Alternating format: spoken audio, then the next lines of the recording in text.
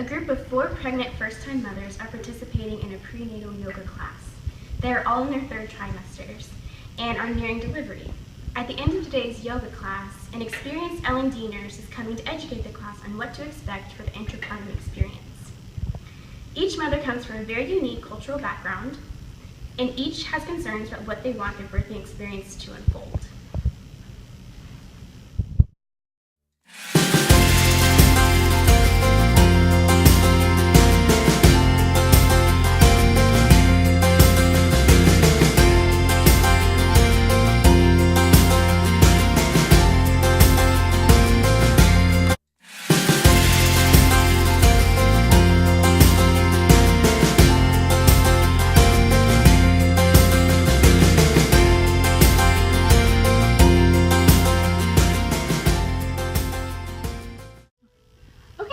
Class is over. Y'all did great today.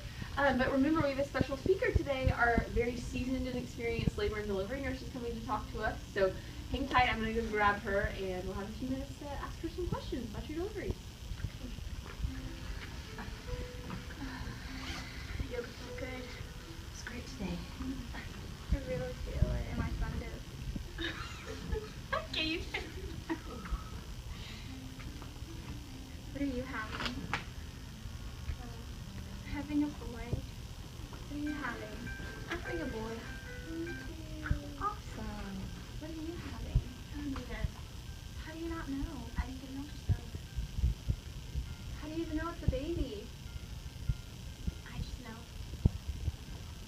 My body was made to have babies. I know this is a baby. How can it not be a baby? Hi, ladies. I'm Elizabeth. I'm the labor and delivery nurse from Scott and White. How are y'all? Good. Here, I printed some notes and just brought some pamphlets for you guys to follow along with what we talk about, because we're going to cover a lot of information in the next 2 minutes.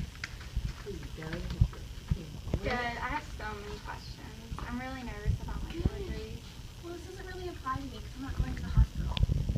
Oh, okay. Okay.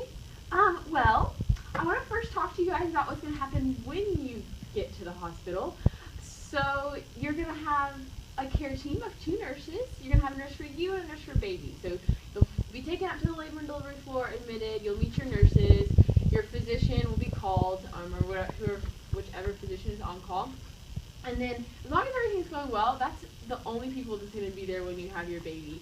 However, if things start to go wrong, we may call the NICU team, which is our care team for the baby if more help is needed, or we might have to call the charge nurse. So that's why we ask that you only have 1, maybe 2 family members in the room, just because we don't intend for it to be crowded, but we want to have that space in case anything were to go wrong. Wait.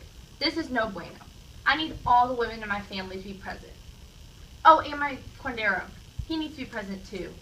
You see, in Hispanic culture, we believe that he received his gifts from God, and he needs to be there to help with my labor. I would feel so much more comfortable if he was present. That's going to be okay, right? Okay. Yeah, and I can't have any men in my room. It has to be all female, except my husband. It's against my religion for men to be there.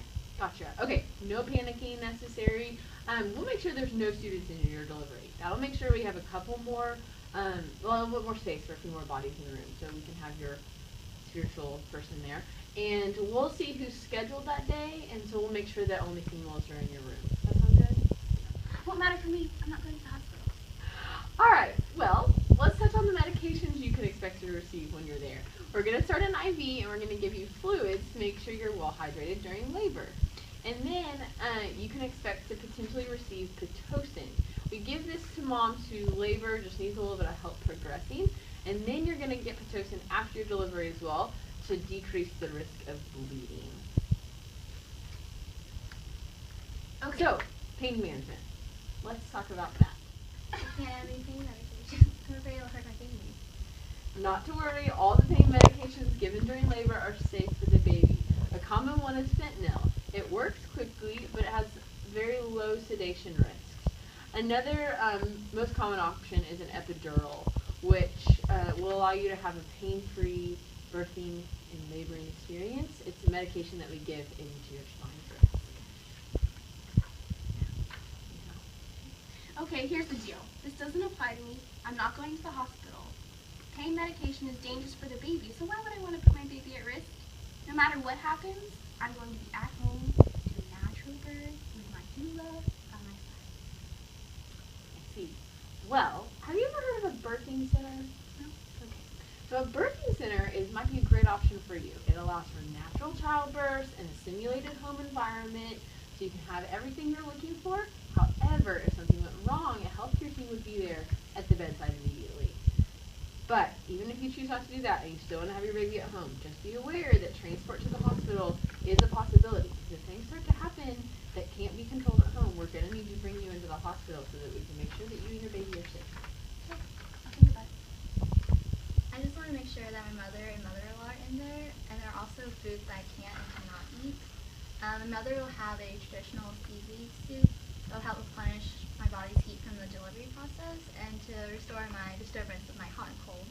So I can't have any cold fluids or foods. I also have special dietary circumstances too.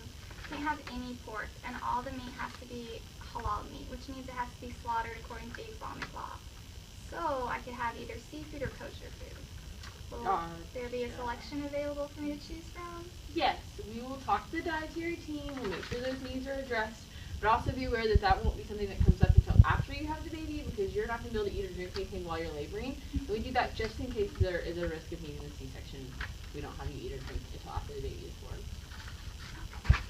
Question. Where does my baby go right after it's born? It's really important my husband gets it right away. Gotcha. Okay, good question. So if the baby comes out crying vigorously and is not any apparent distress, we'll put the baby on your chest and we're going to warm baby up and dry baby off, and we'll leave baby there and cut the cord as long as he's doing well. If he does seem like he's having a little bit of trouble, we'll take him over to our newborn team at the baby's bed by your bedside, and we'll assess him there. Okay, perfect. So as long as my baby is okay, he can be given to my husband. My husband can perform the traditional Muslim prayer, and then also be the first to bathe him as well. Yes, we can make sure all those things happen as long as baby is doing well. Okay, so we have covered a lot in the last few minutes. Does anyone have any questions? Actually, yes. In my culture, we like to take the placenta and bury it in our backyard with a religious or folk ceremony. Now, I know that some hospitals have like a policy against letting us take the placenta, but is that a problem here? I will have to bring that up to administration, but rest assured I will look into that for you. I'm not real sure right now, though, so we'll talk about it when you come to the hospital. Okay, gracias. No problem. Okay, well, thank you so much, ladies, for letting me come talk to y'all. Congratulations on being mommies to be, and best of luck. Let me know if you have any other questions that come up. Thank you.